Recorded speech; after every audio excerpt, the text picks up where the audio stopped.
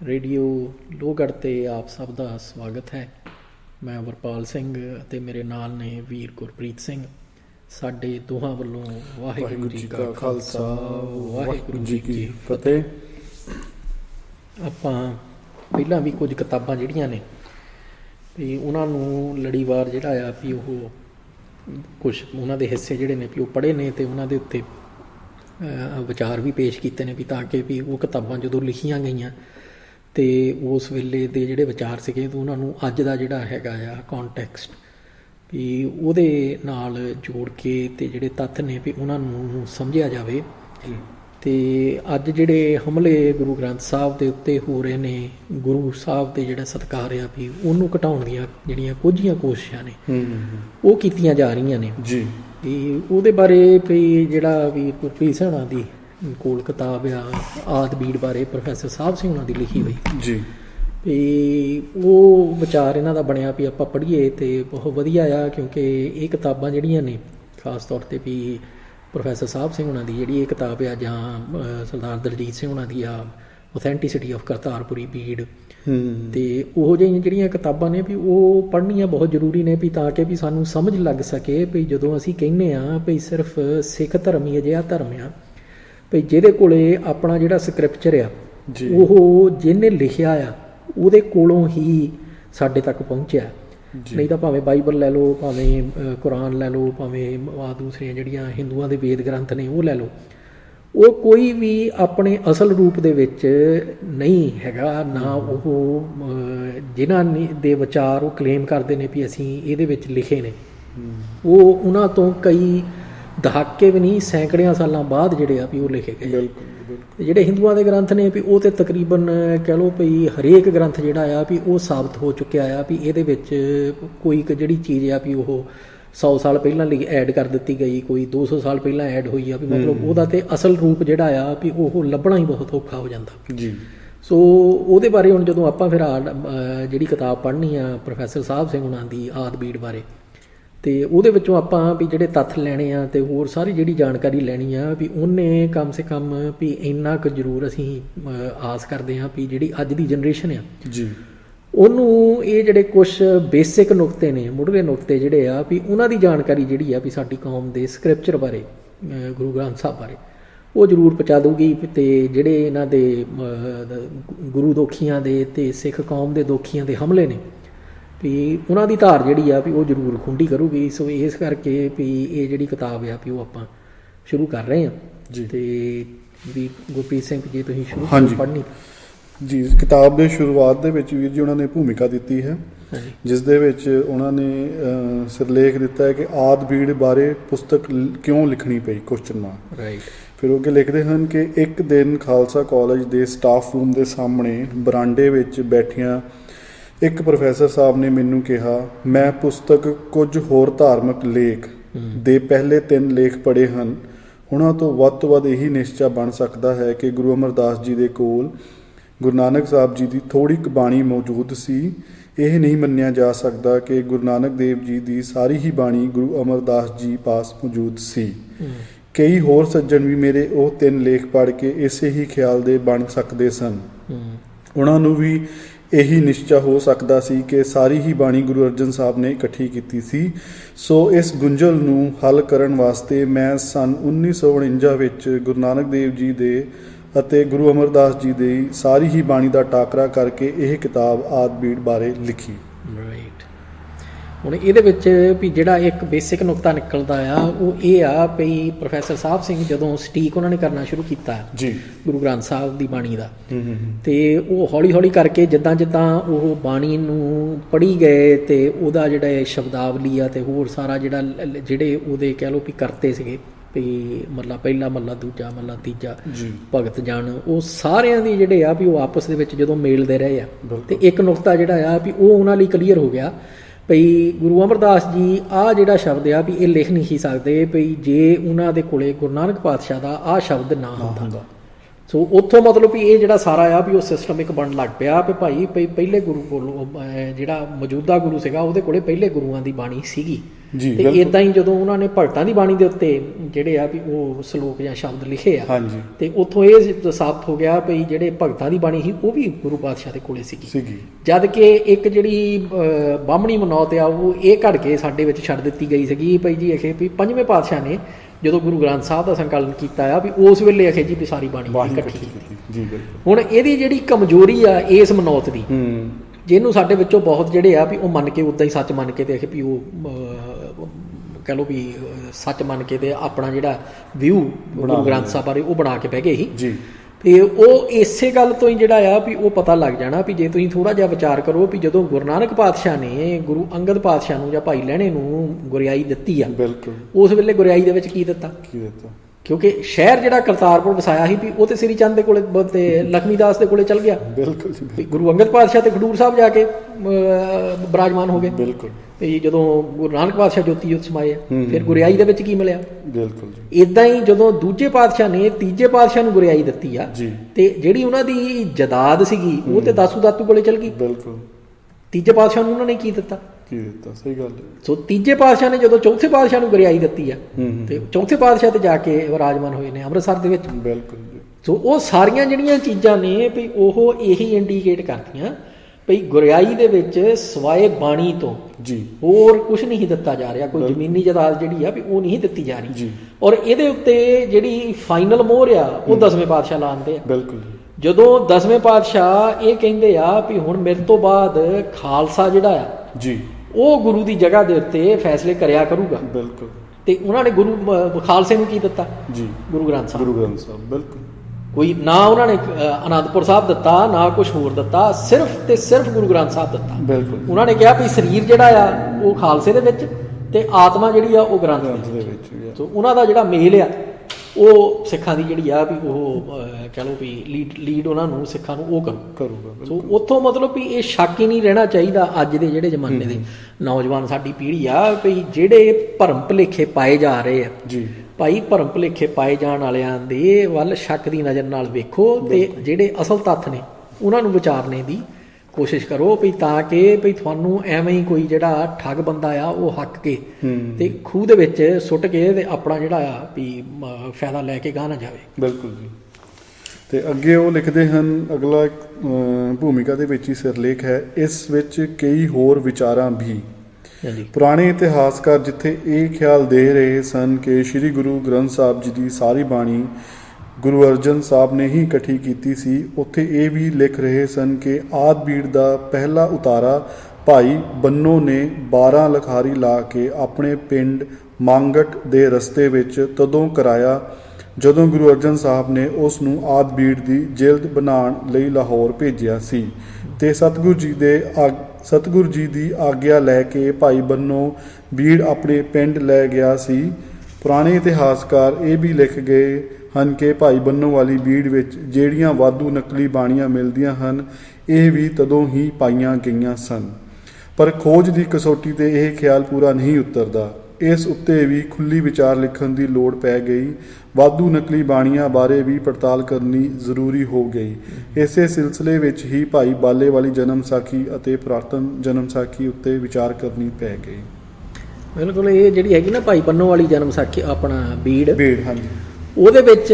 ਇੱਕ ਸ਼ਬਦ ਇਹ ਲਿਖਿਆ ਹੋਇਆ ਵੀ ਪੰਜਵੇਂ ਪਾਤਸ਼ਾਹ ਨੇ ਛੇਵੇਂ ਪਾਤਸ਼ਾਹ ਦੇ ਮੁੰਡਨ ਕਰਵਾਏ।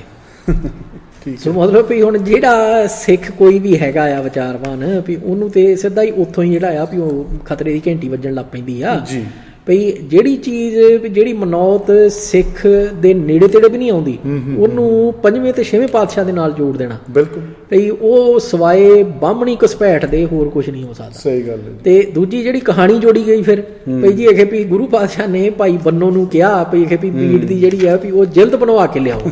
ਉੱਥੋਂ। ਬਿਲਕੁਲ। ਹੁਣ ਜਿਹੜੀ ਚੀਜ਼ ਹੈਗੀ ਨਾ ਵੀ ਜੇ ਤੁਸੀਂ ਦੇਖੋ ਭਈ ਆਪਣਾ 1845 ਜਾਂ 46 ਦੀ ਕਿਤਾਬ ਆ ਜੀ ਜਿਹਦੇ ਵਿੱਚ ਟਾਕਰਾ ਕੀਤਾ ਗਿਆ ਅੰਮ੍ਰਿਤਸਰ ਤੇ ਲਾਹੌਰ ਦਾ। ਹਾਂਜੀ। ਉਹਦੇ ਵਿੱਚ ਕੱਲਾ ਕੱਲਾ ਤੱਥ ਜਿਹੜਾ ਆ ਵੀ ਉਹ ਦਿੱਤਾ ਗਿਆ ਵੀ ਲਾਹੌਰ ਦੇ ਵਿੱਚ ਇੰਨੇ ਬੰਦੇ ਰਹਿੰਦੇ ਆ ਤੇ ਅੰਮ੍ਰਿਤਸਰ ਦੇ ਵਿੱਚ ਇੰਨੇ ਰਹਿੰਦੇ ਆ ਜੀ ਲਾਹੌਰ ਦੇ ਵਿੱਚ ਇੰਨੀਆਂ ਦੁਕਾਨਾਂ ਨੇ ਅੰਮ੍ਰਿਤਸਰ ਦੇ ਵਿੱਚ ਇੰਨੀਆਂ ਦੁਕਾਨਾਂ ਨੇ ਤੇ ਉਹ ਸਾਰੇ ਤੱਥ ਜਿਹੜੇ ਆ ਜੀ ਉਹਦੇ ਵਿੱਚ ਅੰਮ੍ਰਿਤਸਰ ਜਿਹੜਾ ਆ ਉਹ ਲਾਹੌਰ ਤੋਂ ਵੱਧ ਨਿਕਲਦਾ ਵੀ ਬੰਦੇ ਥੋੜੇ ਰਹਿੰਦੇ ਅੰਮ੍ਰਿਤਸਰ ਦੇ ਵਿੱਚ ਜੀ ਪਰ ਦੁਕਾਨਾਂ ਜਿਹੜੀਆਂ ਉਹ ਜ਼ਿਆਦੀਆਂ ਨੇ ਸੋ ਇਸ ਕਰਕੇ ਵੀ ਟ੍ਰੇਡ ਸੈਂਟਰ ਜਿਹੜਾ ਆ ਉਹ ਇਹ ਮੰਨਿਆ ਗਿਆ ਵੀ ਅੰਮ੍ਰਿਤਸਰ ਆ ਅੰਮ੍ਰਿਤਸਰ ਤੇ ਲਾਹੌਰ ਨਹੀਂਗਾ ਬਿਲਕੁਲ ਤੇ ਹੁਣ ਉਹ ਜਿਹੜੇ ਦੋ ਟ੍ਰੇਡ ਸੈਂਟਰ ਆ ਉਹਦੇ ਵਿੱਚ ਵੀ ਜਿਹੜੀ ਜਿਲਦ ਬੰਨਣੀ ਆ ਹਾਂਜੀ ਉਹ ਇੰਨਾ ਕਿੰਨਾ ਕੁ ਭਈ ਟੈਕਨੀਕਲੀ ਕਹਿ ਲਓ ਭਈ ਡਿਫਿਕਲਟ ਟਾਸਕ ਸੀਗਾ ਭਈ ਜਿਹਨੂੰ ਵੀ ਉਹ ਸਿਰਫ ਲਾਹੌਰ ਦੇ ਵਿੱਚ ਹੀ ਹੁੰਦਾ ਸੀ ਹੋਰ ਕਿਤੇ ਹੁੰਦਾ ਨਹੀਂ ਜੀ ਬਿਲਕੁਲ ਔਰ ਫਿਰ ਦੂਜਾ ਇਹ ਭਈ ਬੰਨੋ ਨੂੰ ਕਹਿਣਾ ਵੀ ਭਾਈ ਬੰਨੋ ਨੂੰ ਵੀ ਇਹ ਵੀ ਤੂੰ ਜਾ ਕੇ ਦੇਖੇ ਬਣਾ ਕੇ ਲਿਆ ਭਈ ਜਿਹਦਾ ਨਾਮ ਸਿਰਫ ਇਸ ਕੰਟੈਕਸਟ ਦੇ ਵਿੱਚ ਸਾਡੇ ਇਤਿਹਾਸ ਦੇ ਵਿੱਚ ਆਉਂਦਾ ਹੈ ਹੋਰ ਕਿਤੇ ਨਹੀਂ ਹੋਰ ਕਿਤੇ ਆਉਂਦਾ ਹੀ ਨਹੀਂ ਭਾਈ ਬਿਲਕੁਲ ਸੋ ਉਹ ਸਾਰੀਆਂ ਚੀਜ਼ਾਂ ਜਿਹੜੀਆਂ ਆ ਉਹ ਜਿਹੜੀ ਬਾਹਮਣੀ ਘੁਸਪੈਠ ਆ ਉਹਦੇ ਵੱਲ ਨੂੰ ਇਸ਼ਾਰਾ ਕਰਦੀਆਂ ਆ ਵੀ ਖਾਸ ਤੌਰ ਦੇ ਉੱਤੇ ਵੀ ਜਦੋਂ ਅਸੀਂ ਇਹ ਵੇਖਦੇ ਆ ਭਈ ਗੁਰੂ ਪਾਤਸ਼ਾਹ ਨੇ ਜਿਹੜੀ ਸਿੱਖ ਦੀ ਡਿਪੈਂਡੈਂਸੀ ਸੀਗੀ ਹੋਰਨਾਂ ਦੇ ਉੱਤੇ ਜੀ ਉਹਨੂੰ ਘਟਾਇਆ ਬਿਲਕੁਲ ਸੋ ਅਸੀਂ ਇਹ ਕਿਵੇਂ ਮੰਨ ਲਈਏ ਵੀ ਪੰਜਵੇਂ ਪਾਤਸ਼ਾਹ ਦੇ ਸਮੇਂ ਤੱਕ ਵੀ ਅੰਮ੍ਰਿਤਸਰ ਦੇ ਵਿੱਚ ਤੇ ਸਿੱਖਾਂ ਦੇ ਵਿੱਚ ਕੋਈ ਜਿਲਦ ਬੰਨਣੇ ਵਾਲਾ ਹੀ ਹੈ ਜਿਲਦ ਬੰਨਣੇ ਵਾਲਾ ਨਹੀਂ ਸੋ ਉਹ ਜਿਹੜਾ ਸਾਰਾ ਕੁਝ ਆ ਵੀ ਇੱਕ ਸਾਫ਼ ਦੇਖਦਾ ਭਈ ਇੱਕ ਜਿਹਨੂੰ ਕਹਿੰਦੇ ਨਾ ਵੀ ਅੰਗਰੇਜ਼ੀ 'ਚ ਕਨਕੌਕਟਡ ਸਟੋਰੀ ਆ ਜੀ ਵੀ ਜਿਹਨੂੰ ਇਸ ਹਿਸਾਬ ਦੇ ਨਾਲ ਘੜਿਆ ਗਿਆ ਵੀ ਤਾਂ ਕਿ ਵੀ ਜਿਹੜੀ ਘੁਸਪੈਠ ਕੀਤੀ ਗਈ ਆ ਬੰਨੋ ਵਾਲੀ ਬੀੜ ਦੇ ਵਿੱਚ ਵੀ ਉਹਨੂੰ ਜਸਟੀਫਾਈ ਕੀਤਾ ਜਾ ਸਕੇ ਬਿਲਕੁਲ ਵੀ ਜੀ ਆਹ ਕਹਾਣੀ ਆ ਇਦਾਂ ਹੋਇਆ ਇਸ ਕਰਕੇ ਇਹ ਸੱਚ ਆ ਸੋ ਉਹ ਮਤਲਬ ਵੀ ਜਿਹੜਾ ਤੇ ਗੁਰੂ ਦਾ ਦੋਖੀ ਆ ਕੌਮ ਦਾ ਜਿਹੜਾ ਦੋਖੀ ਆ ਵੀ ਕੌਮ ਦੀ ਜਿਹੜਾ ਇਹ ਤੇਲ ਦੇਣੇ ਲਈ ਉਹ ਤੇ ਕਹੂਗਾ ਵੀ ਆਹ ਦੇਖੋ ਜੀ ਬੰਨੋ ਵਾਲੀ ਜਿਹੜੀ ਆ ਵੀ ਇਹਦੇ ਆਖੇ ਵਿੱਚ ਐ ਲਿਖਿਆ ਹੋਇਆ ਜੀ ਜੀ ਜਿਹੜਾ ਸਿੱਖਿਆ ਉਹਨੂੰ ਸਾਫ਼ ਦੇਖ ਪੈਣਾ ਵੀ ਇਹ ਸਾਰੀ ਘੁਸਪੈਠ ਆ ਬਾਹਮਣੀ ਸ਼ੈਤਾਨ ਦਿਮਾਗ ਜਿਹੜਾ ਆ ਵੀ ਉਹਦੀ ਕਾਢ ਆ ਕਿਉਂਕਿ ਕੋਈ ਪ੍ਰੋਪਰ ਐਵੀਡੈਂਸ ਨਹੀਂ ਮਿਲ ਰਿਹਾ ਹੈ ਨਹੀਂ ਐਵੀਡੈਂਸ ਕੋਈ ਵੀ ਬਿਲਕੁਲ ਤੇ ਅੱਗੇ ਖੈਰ ਉਹ ਜੇ ਆਪਾਂ ਉਹਨੂੰ ਸੰਖੇਪ ਦੇ ਵਿੱਚ ਵਿਚਾਰੀਏ ਤੇ ਅੱਗੇ ਉਹ ਪਾਠਕਾਂ ਵੱਲੋਂ ਖੀਮਾ ਮੰਗਦੇ ਹਨ ਕਿ ਛਪਵਾਈ ਵਿੱਚ ਲੰਮੀ ਢਿੱਲ ਦੀ ਵੀ ਖੀਮਾ ਮੰਗਦੇ ਹਨ ਕਿ ਜਿੱਦਾਂ 1949-50 ਦੇ ਵਿੱਚ ਉਹਨਾਂ ਨੇ ਲਿਖ ਲਈ ਸੀਗੀ ਲੇਕਿਨ ਛਪਦੇ ਪਹਿਲੀ ਵਾਰ 1970 ਦੇ ਵਿੱਚ ਜਾ ਕੇ ਛਪੀ ਸੀਗੀ ਜੀ ਤੇ ਇਦਾਂ ਹੀ ਫਿਰ ਅਖੀਰ 'ਚੋਂ ਧੰਨਵਾਦ ਕਰਦੇ ਹਨ ਤੇ ਹਾਂਜੀ ਜੀ ਤੇ ਫਿਰ ਅੱਗੇ ਇਸ ਦਾ ਜਿਹੜਾ ਫਸਟ ਚੈਪਟਰ ਆ ਉਹ ਅਸੀਂ ਆਪਾਂ ਧੰਨਵਾਦ ਕਿਹਨਾਂ ਦਾ ਕਰਦੇ ਨੇ ਧੰਨਵਾਦ ਜੀ ਸਿੱਖ ਬ੍ਰਦਰਸ ਬਾਜ਼ਾਰ ਮਾਈ ਸੇਵਾ ਅੰਮ੍ਰਿਤਸਰ ਨੇ ਹੁਣ ਹਿੰਮਤੀ ਕੀਤੀ ਤੇ ਇਹ ਕਿਤਾਬ ਛਾਪਣ ਦੀ ਤੇ ਇਸ ਤਰ੍ਹਾਂ ਮੇਰੀ ਚਿਰ ਦੀ ਕੀਤੀ ਮਿਹਨਤ ਹੁਣ ਪਾਠਕਾਂ ਦੇ ਹੱਥ ਵਿੱਚ ਆਈ ਦਾਸ ਸਾਹਿਬ ਸਿੰਘ ਓਕੇ ਜੀ ਠੀਕ ਹੈ ਜੀ ਤੇ ਕਿਉਂਕਿ ਜਿਹੜਾ ਟੀਕਾ ਆ ਉਹਦੇ ਵਿੱਚ ਉਹ ਤਕਰੀਬਨ 10-12 ਜਣਿਆਂ ਦੇ ਨਾਮ ਦਿੰਦੇ ਨੇ ਹਾਂਜੀ ਧੰਨਵਾਦ ਦੇ ਵਿੱਚ ਵੀ ਜਿਹਦੇ ਵਿੱਚ ਪ੍ਰੋਫੈਸਰ ਸਾਹਿਬ ਹੁਣੀ ਲਿਖਦੇ ਆ ਵੀ ਇਹਨਾਂ ਬੰਦਿਆਂ ਦੇ ਨਾਲ ਵੀ ਸਾਡੀਆਂ ਵੀ ਹਾਂਜੀ ਬਿਲਕੁਲ ਰੈਗੂਲਰ ਮੀਟਿੰਗ ਹੁੰਦੀ ਹੈ ਜਿਹਦੇ ਵਿੱਚ ਡਿਸਕਸ਼ਨ ਹੁੰਦੀ ਸੀ ਜੀ ਤੇ ਉਹ ਸਾਰੇ ਜਿਹੜੇ ਆ ਵੀ ਉਹੀ ਗੁਰਮਤ ਦੇ ਨੁਕਤੇ ਜਿਹੜੇ ਆ ਵੀ ਉਹ ਵਿਚਾਰੀਦੇ ਸੀ ਤੇ ਜਿਹੜਾ ਗੁਰਮਤ ਦਾ ਤੱਤ ਆ ਹਾਂਜੀ ਵੀ ਉਹ ਸਮਝ ਕੇ ਤੇ ਫਿਰ ਉਹ ਕਹਿੰਦੇ ਵੀ ਉਹ ਟੀਕਾ ਲਿਖਣ ਦੇ ਵਿੱਚ ਉਹ ਸਾਹੀ ਜਿਹੜਾ ਵੀ ਬਹੁਤ ਕੁਝ ਹੋਇਆ ਜੀ ਬਿਲਕੁਲ ਬਹੁਤ ਵਧੀਆ ਜੀ ਠੀਕ ਹੈ ਜੀ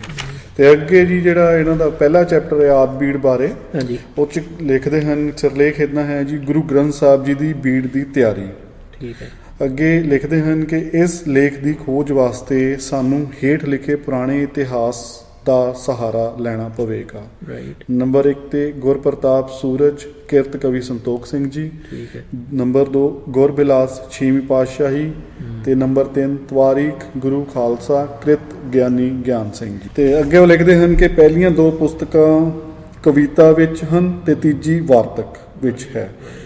ਇਹ ਤ੍ਰੈਵੇਂ ਇਤਿਹਾਸਕਾਰ ਲਿਖਦੇ ਹਨ ਕਹਿਣ ਦਾ ਭਾਵ ਹੈ ਕਿ ਤਿੰਨੇ ਇਤਿਹਾਸਕਾਰ ਲਿਖਦੇ ਹਨ ਕਿ ਗੁਰੂ ਅਰਜਨ ਸਾਹਿਬ ਤੋਂ ਪਹਿਲਾਂ ਕਿਸੇ ਵੀ ਗੁਰ ਵਿਅਕਤੀ ਨੇ ਆਪਣੀ ਬਾਣੀ ਆਪਣੀ ਹੱਥੀਂ ਲਿਖ ਕੇ ਨਹੀਂ ਸਾਂਭ ਰੱਖੀ ਸੀ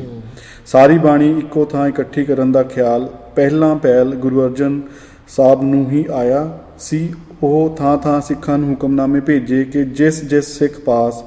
ਕਿਸੇ ਵੀ ਸਤਿਗੁਰੂ ਜੀ ਦਾ ਕੋਈ ਸ਼ਬਦ ਹੈ ਉਹ ਸਾਨੂੰ ਲਿਖਾ ਦੇਵੇ ਹੁਣ ਮਤਲਬ ਵੀ ਇੱਥੋਂ ਹੀ ਕਲੀਅਰ ਹੋ ਗਿਆ ਵੀ ਤਿੰਨਾਂ ਹੀ ਜਿਹੜੀਆਂ ਲਿਖਤਾਂ ਨੇ ਬਿਲਕੁਲ ਇਹ ਤੇ ਪ੍ਰੋਫੈਸਰ ਸਾਹਿਬ ਸਿੰਘ ਹੀ ਰਿਜੈਕਟ ਕਰਦੇ ਆ ਜੋ ਸਟੇਟਮੈਂਟ ਉਹਨਾਂ ਦੀ ਗੁਰੂ ਗ੍ਰੰਥ ਸਾਹਿਬ ਬਾਰੇ ਆ ਇਹਨਾਂ ਤਿੰਨਾਂ ਦੇ ਵਿੱਚ ਦਿੱਤੀ ਗਈ ਜੀ ਇੱਕ ਨੁਕਤਾ ਇਹ ਵੀ ਸਮਝਣ ਦੇ ਵਿੱਚ ਆ ਰਿਹਾ ਆ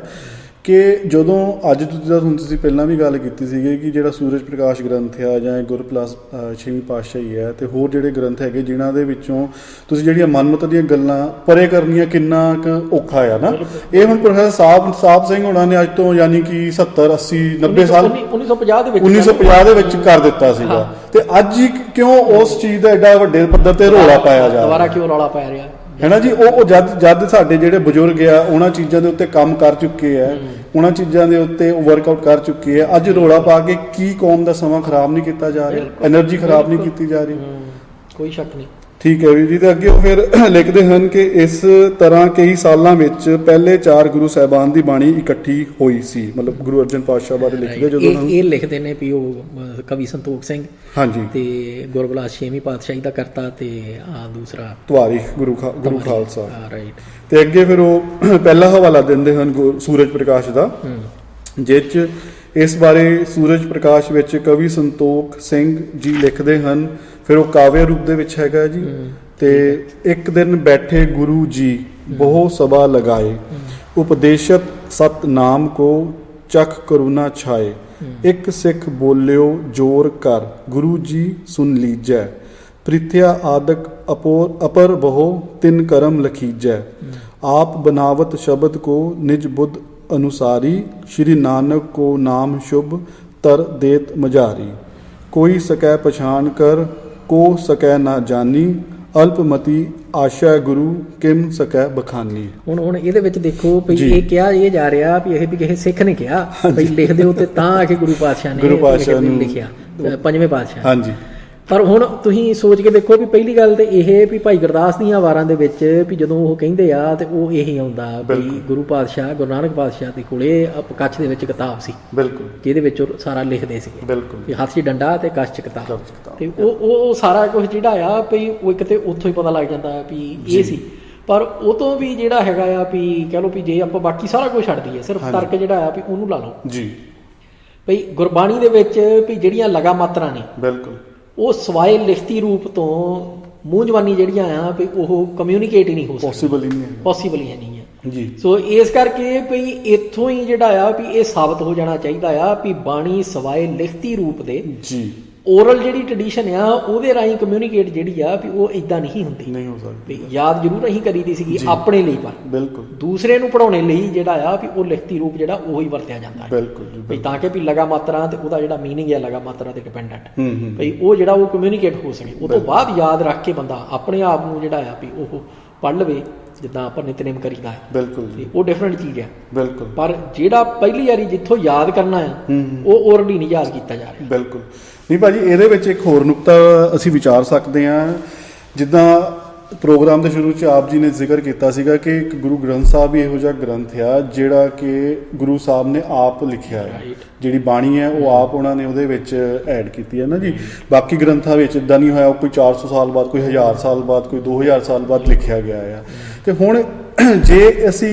ਜੇ ਪ੍ਰੋਫੈਸਰ ਸਾਹਿਬ ਸਿੰਘ ਹੁਣਾਂ ਨੇ ਉਸ ਟਾਈਮ ਏਡੀ ਮਿਹਨਤ ਨਾ ਕੀਤੀ ਹੁੰਦੀ, ਜੇ ਅੱਜ ਕੌਮ ਇਹ ਮੰਨ ਕੇ ਚੱਲਦੀ ਕਿ ਨਹੀਂ ਪੰਜਵੇਂ ਪਾਤਸ਼ਾਹ ਨੇ ਉਹ ਬਾਣੀ ਇਕੱਠੀ ਕੀਤੀ ਸੀਗੀ, ਤੇ ਜਿਹੜੀ ਪੰਜਵੇਂ ਪਾਤਸ਼ਾਹ ਨੇ ਬਾਣੀ ਇਕੱਠੀ ਕੀਤੀ ਪਹਿਲੇ 4 ਗੁਰੂਆਂ ਦੀ, ਉਹਨਾਂ ਤੇ ਉਂਗਲ ਚੁੱਕਣਾ ਕਿੰਨਾ ਕੁ ਔਖਾ ਸੀਗਾ। ਬਿਲਕੁਲ, ਅੱਜ ਜੇ ਹਿਸਾਬ ਦੇ ਨਾਲ ਅੱਜ ਉਂਗਲਾਂ ਚੱਕੀਆਂ ਜਾ ਰਹੀਆਂ, ਬਿਲਕੁਲ, ਇਹ ਉਂਗਲਾਂ ਭੰਨਣੀਆਂ ਜਿਹੜੀਆਂ ਆ ਵੀ ਉਹ ਸਾਡੇ ਲਈ ਸੌਖੀਆਂ ਨਹੀਂ ਹੋਣੀਆਂ। ਸਹੀ ਗੱਲ ਹੈ। ਹੁਣ ਤੇ ਮਤਲਬ ਇਹ ਹੈ ਨਾ ਵੀ ਤੁਸੀਂ ਮਾੜਾ ਜਿਹਾ ਜਿਹੜਾ ਵੀ ਜਿੱਦਾਂ ਹੁਣ ਜਿਹੜੇ ਤੱਥ ਆਪਾਂ ਦਿੱਤੇ ਆ ਜੀ, ਇਹਨਾਂ ਨਾਲ ਵੀ ਇਹ ਜਿਹੜੀਆਂ ਉਂਗਲਾਂ ਉੱਠਦੀਆਂ ਵੀ ਇਹਨਾਂ ਦਾ ਹਾਲ ਦੇਖੋ ਵੀ ਇਹ ਕੀ ਹੋਇਆ। ਬਿਲਕੁਲ, ਕਿੱਦਾਂ ਐਨ ਮਤਲਬ ਵੀ ਭੰਨ ਕੇ ਤੇ ਟੇਢੀਆਂ ਕੀਤੀਆਂ ਕਿ ਨਹੀਂ ਕੀਤੀਆਂ। ਸਹੀ ਗੱਲ ਹੈ। ਔਰ ਦੂਜੀ ਗੱਲ ਇਹ ਆ ਵੀ ਜਦੋਂ ਨਾ ਬੰਦਾ ਜਿਹੜਾ ਆ ਵੀ ਇਹ ਕਹਿੰਦਾ ਆ ਵੀ ਕੋਈ ਵੀ ਜਿਹੜਾ ਆ ਵੀ ਭਾਵੇਂ ਉਹ ਇਹ ਲਿਖਾਰੀ ਨੇ ਵੀ ਜਿਨ੍ਹਾਂ ਦੀ ਪ੍ਰੋਫੈਸਰ ਸਾਹਿਬ ਸਿੰਘ ਹੋਣਾ ਨੇ ਕਿਹਾ ਵੀ ਕਵੀ ਸੰਤੋਖ ਸਿੰਘ ਗੁਰਪਲਾਸ ਪਾਤਸ਼ਾਹੀ 6ਵੀਂ ਦਾ ਕਰਤਾ ਤੇ ਤਵਾਰੀਖ ਗੁਰੂ ਖਾਲਸਾ, ਤੇ ਉਹ ਸਾਰੀਆਂ ਜਿਹੜੀਆਂ ਨੇ ਵੀ ਉਹਦੇ ਵਿੱਚ ਜਦੋਂ ਇਹ ਗੱਲ ਲਿਖਤੀ ਗਈ ਵੀ ਪੰਜਵੇਂ ਪਾਤਸ਼ਾਹ ਨੇ ਪਹਿਲੀ ਵਾਰੀ ਲਿਖਤੀ ਰੂਪ ਦਿੱਤਾ ਆ ਜੀ, ਹੁਣ ਉਹ ਉਸੇ ਦਾ ਹੀ ਸਹਾਰਾ ਲੈ ਕੇ ਕਹਿ ਲਓ ਤੇ ਉਹ ਜਿਹੜਾ ਆ ਵੀ ਬਾਹਮਣ ਜਿਹੜਾ ਆ ਉਹਨੇ ਭਗਤ ਕਬੀਰ ਜੀ ਦੀ ਬਾਣੀ ਜਿਹੜੀ ਆ ਉਹ ਕਬੀਰ ਗ੍ਰੰਥਾਵਲੀ ਬਣਾ ਕੇ ਉਹਦੇ ਵਿੱਚ ਕਿੰਨਾ ਹੀ ਕੁਛ ਹੋਰ ਜਿਹੜਾ ਉਹ ਐਡ ਕਰਤਾ, ਜਿਹੜਾ ਆ ਅਜੇ ਕਹਿ ਲਓ ਵੀ ਮਸਾਂ ਹੀ 20 ਸਾਲ ਹੋਏ ਆ ਵੀ ਭਗਤ ਰਵਿਦਾਸ ਦੇ ਨਾਲ ਉਹੀ ਕੰਮ ਜਿਹੜਾ ਹੁਣ ਸ਼ੁਰੂ ਹੋ ਗਿਆ ਵੀ ਇਹ ਵੀ 40 ਜਿਹੜੇ ਸ਼ਬਦ ਨੇ ਭਗਤ ਰਵਿਦਾਸ ਜੀ ਦੇ ਗੁਰੂ ਗ੍ਰੰਥ ਸਾਹਿਬ ਦੇ ਵਿੱਚ, ਉਹ ਤੋਂ ਇਲਾਵਾ ਅਜੇ ਤੱਕ 20-25 ਸਾਲ ਪਹਿਲਾਂ ਤੱਕ ਕੋਈ ਹੋਰ ਲਿਖਤ ਨਹੀਂ ਸੀ ਹੈਗੀ।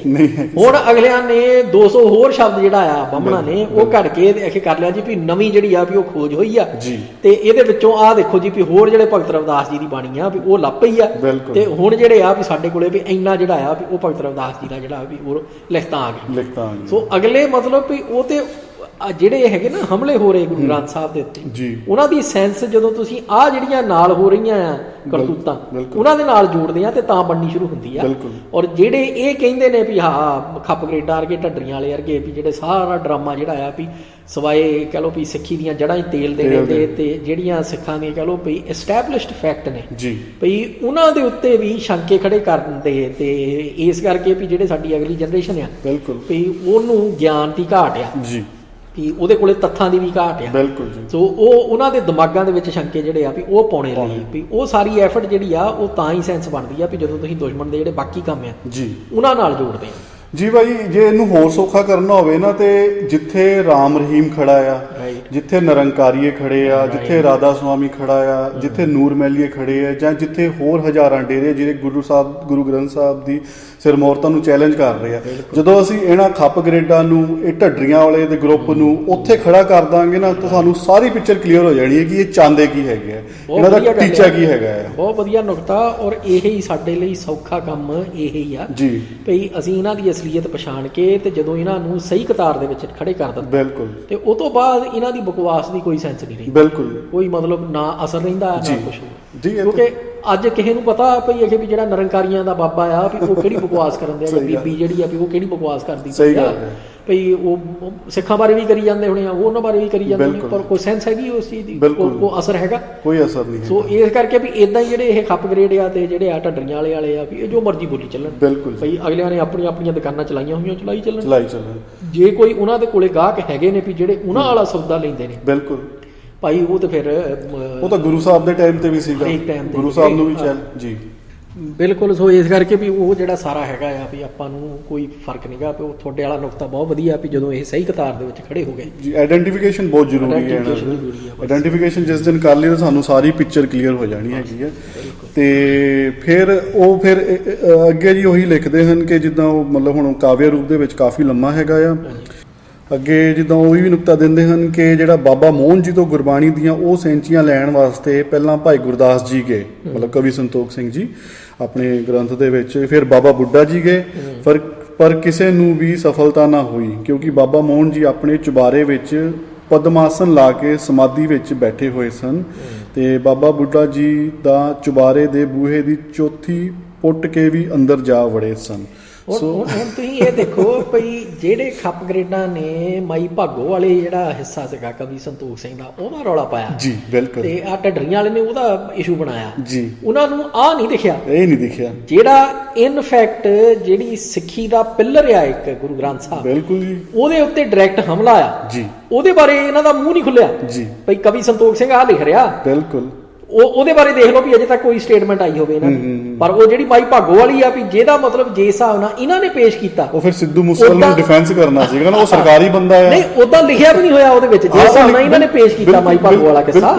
ਸੋ ਉਹ ਸਾਰਾ ਕੁਝ ਜਿਹੜਾ ਆ ਉਹ ਭਾਈ ਇਹਨਾਂ ਦੀ ਬੇਈਮਾਨੀ ਵੱਲ ਨੂੰ ਹੀ ਇਸ਼ਾਰਾ ਕਰਦਾ ਆ ਜੀ। ਸੋ ਇਸ ਕਰਕੇ ਵੀ ਜਿਹੜੇ ਨਾ ਵੀ ਇਦਾਂ ਤੱਤੇ ਹੋਏ ਸੀਗੇ ਆਪਣੀ ਕੌਮ ਦੇ, ਜਿਹੜੇ ਕਹਿ ਲਓ ਵੀ ਉਦਾਂ ਸਾਫ਼ ਦਿਲ ਸਿੱਖ ਨੇ, ਪਰ ਤੱਥਾਂ ਦੀ ਘਾਟ ਕਰਕੇ ਤੇ ਸਿਰਫ ਜਜ਼ਬੇ ਦੇ ਵਿੱਚੋਂ ਵੀ ਉਹ ਇਸ ਕਰਕੇ ਵੀ ਇਹ ਤੱਤੇ ਹੋ ਗਏ ਵੀ ਇਹ ਦੇਖੋ ਜੀ ਵੀ ਵੀ ਗੁਰੂ ਪਾਤਸ਼ਾਹ ਬਾਰੇ ਜਾਂ ਕੀ ਬਕਵਾਸ ਲਿਖੀ ਆ। ਬਿਲਕੁਲ। ਸੋ ਉਹਨਾਂ ਨੂੰ ਆਹ ਤੱਥ ਜਿਹੜੇ ਆ ਵੀ ਇਹਨਾਂ ਦੀ ਜਿਹੜੀ ਡੂੰਘੀ ਸੱਟ ਆ ਉਹਦੇ ਵੱਲ ਨੂੰ ਜ਼ਿਆਦਾ ਸਮਾਂ ਕਿ ਚਿੰਤਤ ਹੋਣੇ ਦੀ ਲੋੜ ਆ। ਨਹੀਂ, ਫਿਰ ਉਹ ਇਤੋਂ ਤਾਂ ਇਹੀ ਗੱਲ ਕਲੀਅਰ ਹੁੰਦੀ ਨਾ ਕਿ ਜੇ ਉਹ ਇਸ ਵਿਸ਼ੇ ਤੇ ਚਿੰਤਤ ਨਹੀਂ ਹੈਗੇ ਤੇ ਕਿਤੇ ਉਹਨਾਂ ਦਾ ਵੀ ਟੀਚਾ ਤੇ ਇਹੀ ਨਹੀਂ ਹੈਗਾ, ਤੇ ਕਿਉਂਕਿ ਉਹ ਆਪਣੀਆਂ ਸਟੇਟਮੈਂਟਾਂ ਰਾਹੀਂ ਇਹ ਜ਼ਾਹਰ ਵੀ ਕਰ ਚੁੱਕੇ ਆ, ਜਿਹੜਾ ਇਹਨਾਂ ਦਾ ਇੱਥੇ ਰੌ ਦਾ ਏਜੰਟ ਬੈਠਾ ਆ ਤੇ ਜਿਹੜਾ ਉਹ ਆਲਰੇਡੀ ਕਹਿ ਚੁੱਕੇ ਕਿ ਜਿਹੜਾ ਗੁਰੂ ਗ੍ਰੰਥ ਸਾਹਿਬ 'ਚ ਅਤਕਥਨੀਆਂ ਨੇ ਜਾਂ ਗੁਰੂ ਗ੍ਰੰਥ ਸਾਹਿਬ ਦੀ ਜਿਹੜਾ ਕਿਰਦਾਰ ਨਹੀਂ ਘੜਦਾ ਜਿਹੜਾ ਗੁਰੂ ਗ੍ਰੰਥ ਸਾਹਿਬ ਸਿਧਾਂਤ ਆ, ਤੇ ਉਹ ਇਦਾਂ ਦੇ ਕਈ ਹੈ ਨਾ ਉਹਨਾਂ ਵੱਲੋਂ ਹਮਲੇ ਕੀਤੇ ਜਾ ਰਹੇ ਨੇ ਤੇ ਕੀਤੇ ਵੀ ਗਏ ਨੇ, ਤੇ ਉਹ ਵੀ ਇੱਕ ਲੜੀ ਦਾ ਹਿੱਸਾ ਹੀ ਆ ਵੀਰ ਜੀ ਕਿ ਜਦੋਂ ਇਦਾਂ ਦੀਆਂ ਜਦੋਂ ਇਹੋ ਜਿਹੇ ਸੰਜੀਦਗੇ ਮਸਲੇ ਨਹੀਂ ਵਿਚਾਰੇ ਜਾਂਦੇ ਇਹਨਾਂ ਬੇਈਮਾਨਾਂ ਵੱਲੋਂ, ਇਹਨਾਂ ਕਮੀਨਗੀਆਂ ਵੱਲੋਂ। ਔਰ ਉਹ ਮਾਈ ਭਾਗੋ ਦਾ ਵੀ ਜਿੱਥੇ ਤੱਕ ਸਾਨੂੰ ਲੱਗਦਾ ਆ ਉਹ ਜਿਹੜਾ ਸਿੱਧੂ ਮੂਸੇਵਾਲ ਨੂੰ ਇਹਨਾਂ ਨੇ ਡਿਫੈਂਡ ਕਰਨਾ ਸੀਗਾ ਉਹਨੂੰ ਕਰ ਦਿੱਤਾ ਸੀਗਾ। ਆਹੋ, ਹੁਣ ਜੇ ਹਿਸਾਬ ਦੇ ਨਾਲ ਸਿੱਧੂ ਮੂਸੇ ਵਾਲੇ ਨੂੰ ਪੰਜਾਬ ਪੁਲਿਸ ਦੀ ਪੈਟਰਨੇਜ ਮਿਲੀ ਹੋਈ ਆ ਬਿਲਕੁਲ ਜੀ, ਤੇ ਉਹ ਚੀਜ਼ਾਂ ਤੇ ਸਾਰੀਆਂ ਭਾਈ ਵੀ ਇਹੀ ਸਾਬਤ ਕਰਦੀਆਂ ਵੀ ਇਹਨਾਂ ਦਾ ਆਕਾ ਜਿਹੜਾ ਆ ਸਾਰਿਆਂ ਦਾ, ਹਾਂਜੀ ਹਾਂਜੀ, ਉਹ ਪਿੱਛੇ ਉਹੀ ਦਿੱਲੀ ਬੈਠਾ ਹੋਇਆ, ਬਿਲਕੁਲ, ਉਹਨੇ ਜਿਹੜੇ ਮੋਹਰੇ ਨੂੰ ਜਿਹਦੀ ਡਿਫੈਂਸ ਦੇ ਵਿੱਚ ਖੜੇ ਕਰਨਾ ਹੁੰਦਾ ਆ ਉਹ ਕਰ ਲੈਂਦਾ ਆ ਜੀ ਜੀ, ਤੇ ਜਿਹੜੇ ਮੋਹਰੇ ਨੂੰ ਸੈਕਰੀਫਾਈਸ ਕਰਨਾ ਹੁੰਦਾ ਆ ਉਹ ਸੈਕਰੀਫਾਈਸ ਹੋ ਜਾਂਦਾ ਆ। ਬਿਲਕੁਲ, ਸ਼ਤਰੰਜ ਦੀ ਖੇਡ ਚਲਾ ਰਹੇ ਆ। ਬਿਲਕੁਲ ਭਾਜੀ, ਕਿਉਂਕਿ ਇਹ ਤਾਂ ਦੁਸ਼ਮਣ ਵੀ ਜਾਣਦਾ ਆ ਨਾ ਕਿ ਜਿਹੜਾ ਜਦੋਂ ਸਿੱਖ ਕੌਮ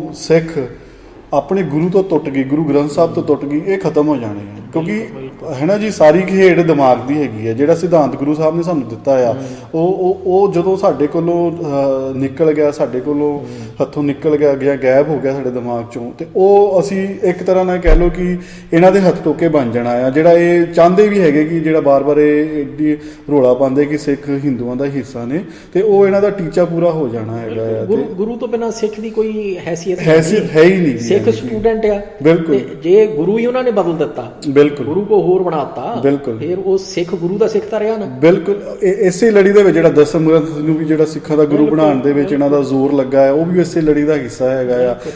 ਹੈ ਨਾ ਜੀ। ਤੇ ਨਾਲ ਗੁਰੂ ਗ੍ਰੰਥ ਸਾਹਿਬ ਦੇ ਉੱਤੇ ਉਂਗਲਾਂ ਚੱਕਣੀਆਂ, ਗੁਰੂ ਸਾਹਿਬ ਦੀ ਸਿਰਮੌਰਤਾ ਨੂੰ ਚੈਲੰਜ ਕਰਨਾ, ਸਭ ਉਸੇ ਲੜੀ ਦਾ ਹਿੱਸਾ ਆ। ਠੀਕ ਹੈ ਜੀ, ਬਹੁਤ ਵਧੀਆ। ਹਾਂਜੀ, ਤੇ ਆਪਾਂ ਮੇਰਾ ਖਿਆਲ ਵੀ